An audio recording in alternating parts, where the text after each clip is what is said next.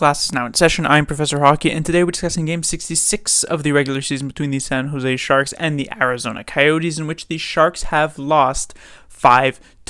This is the first time in a while that the Sharks have actually been dominant in a game, and yet they've come out on the losing side. Usually in their past many losses, the Sharks have been pretty deserving of the score that ended up in those games, or at the very least it was a relatively evenly played game that the Sharks would end up coming out on the losing side of. But here tonight is the first time in a long time in which the Sharks were the dominant force, were the better team, and yet just got a bit unlucky, I guess you could say, in certain areas, and were extremely lazy in other areas, which caused them to lose a game that you could say they deserved the victory in. It was basically just a case where the Sharks in a few occasions just made some really terrible, honestly, plays, or just had poor defensive zone coverage, and the Coyotes were able to capitalize on that. Meanwhile, for the Sharks offensively, they scored a couple of goals but didn't necessarily get a lot of bounces going their way. Ended up hitting 3 different posts here tonight. And this first period started off extremely well for the Sharks, though you wouldn't necessarily be able to tell from the scoreboard. It would be Scott Reedy scoring the first goal of this game. This was 3 bounces before going in, so I guess they got a bit lucky on that one.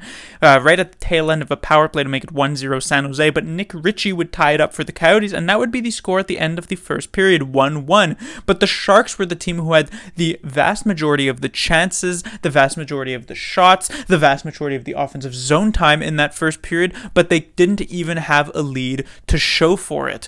Going into the second period, things definitely evened out a bit, though the Sharks still leading pretty heavily on the shot clock, and it would end up being a goal from Jan Jenik to make it 2-1 Coyotes, but Brent Burns would manage to tie the game at 2, and we'd head into the third period in a tie game.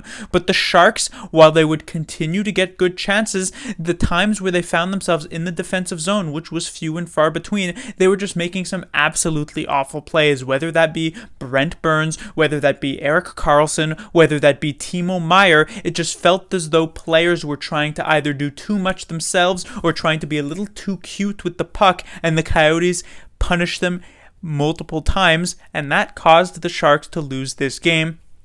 Jan Jenik would score not only his second of the game, but his second of the entire season to make it 3-2 Coyotes.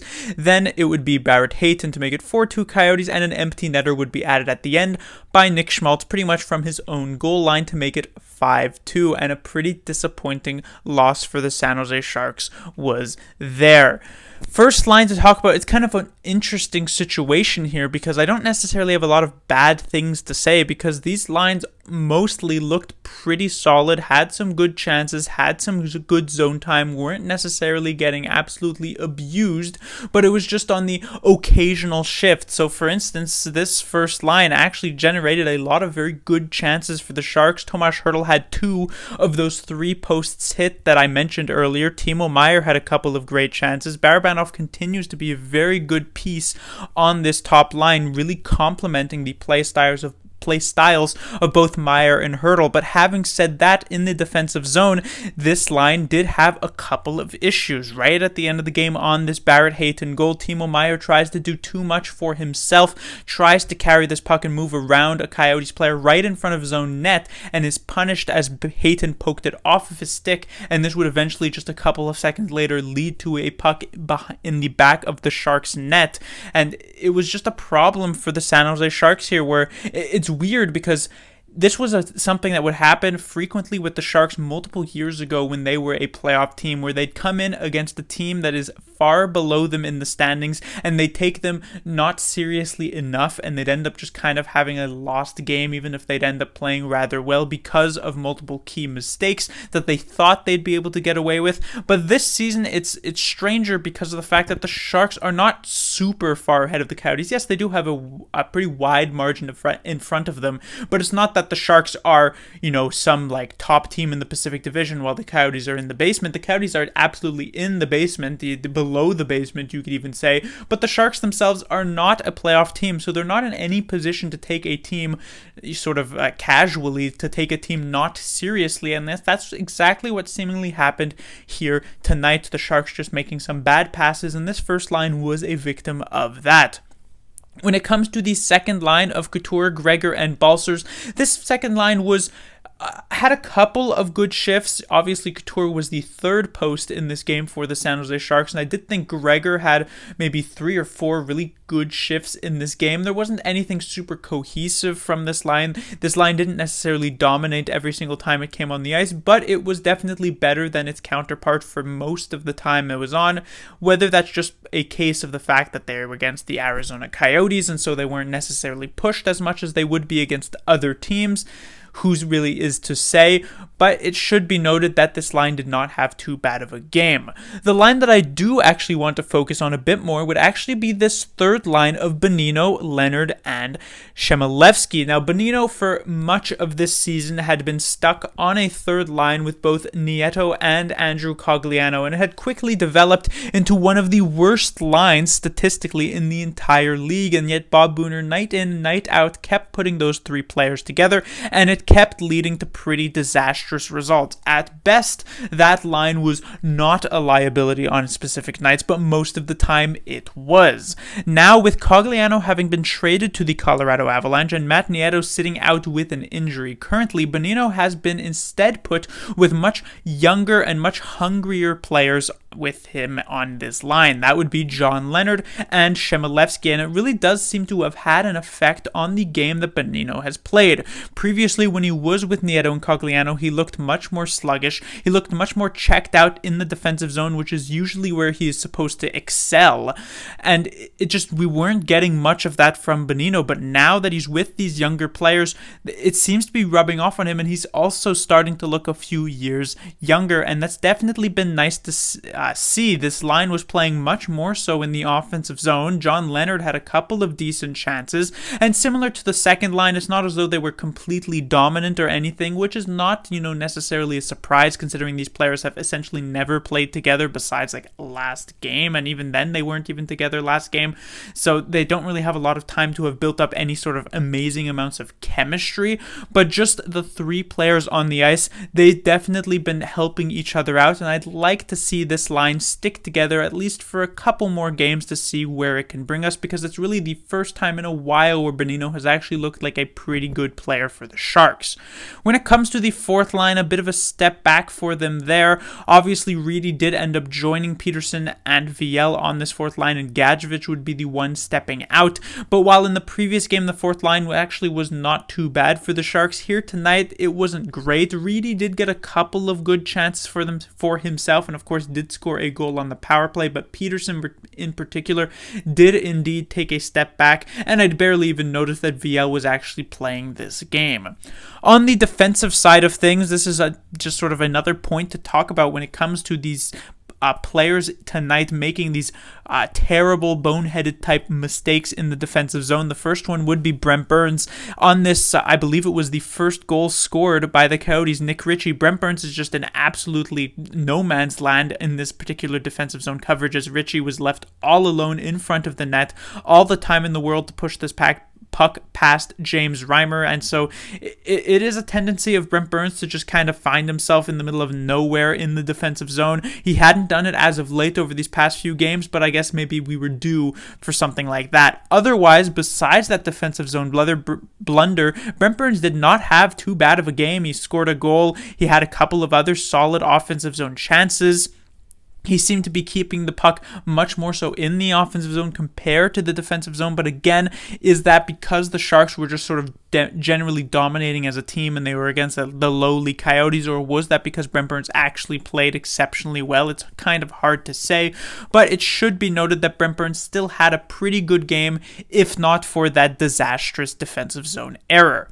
When it comes to the second defensive pairing, Carlson was very similar here tonight, had some decent offensive looks, but a couple of just awful plays. There was one on a Sharks power play where Erik Karlsson just tries to go for some sort of cute along the boards type of pass to feed back to Brent Burns, but it's intercepted by the Coyotes and leads to an extremely good shorthanded opportunity that luckily, well, I guess it didn't really matter in the end. It's not really luckily because the Coyotes did end up winning, but it didn't end up in the back of the Sharks net then, but it was still just a terrible mistake from Erik Karlsson trying to do a bit too much, trying to be a bit too cute. astute with the puck, but again, otherwise, not an awful game from Karlsson. One player who I do think actually generally played a rather good game would actually be Nick Malosh, and not only was he relatively solid defensively, but I think one thing that really stood out for Malosh was actually his offensive game here tonight. I felt as though he was actually involved in the play a lot, which is not the usual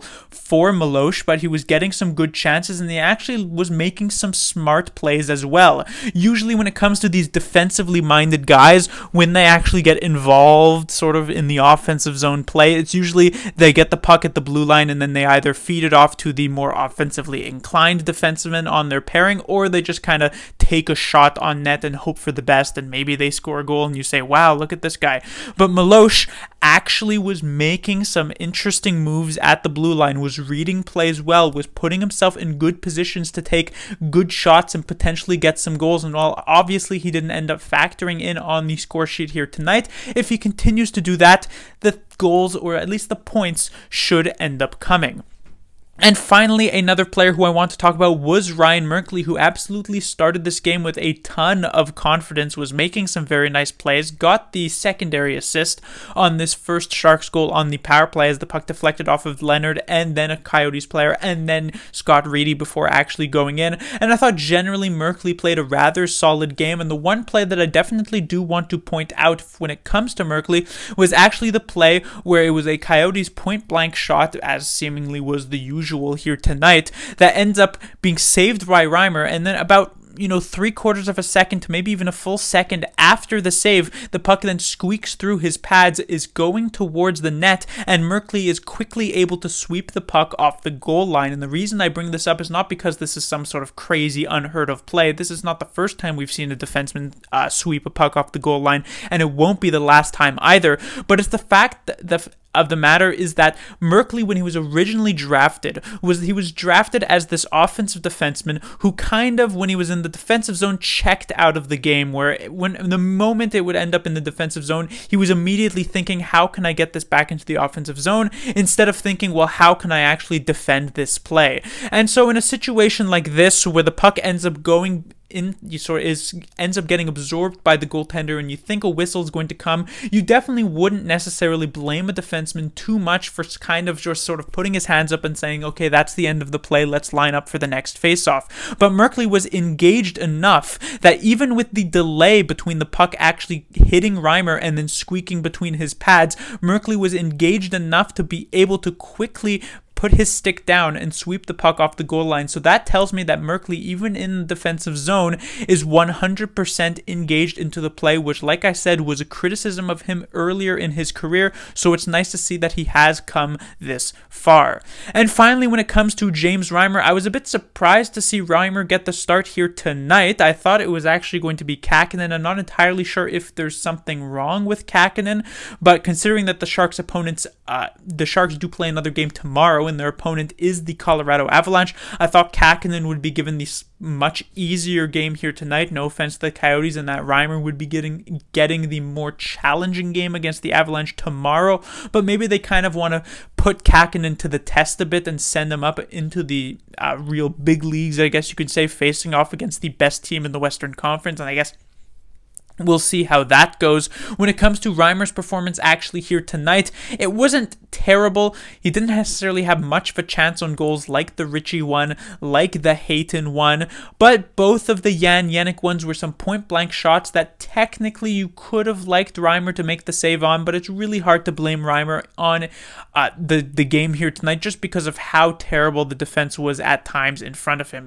It's kind of interesting because the Sharks played a very strong, 55 minutes, but then every once in a while would just have that complete breakdown in the defensive zone, and Reimer just didn't really bail them out all that much. But that will do it for this review. The Sharks will be back in action, like I said, tomorrow. They will face off against the Colorado Avalanche, so it's like the second time in a couple weeks' time where the Sharks will go from facing off against the Coyotes to facing off against Colorado. So once again, Sharks going to experience a bit of whiplash here, but maybe with the Sharks having played well tonight and then ended up coming up with a loss, the Sharks will have the opposite effect happen against Colorado, where they don't play well, they get outplayed, but they instead come out with the win. We can only hope. Class dismissed.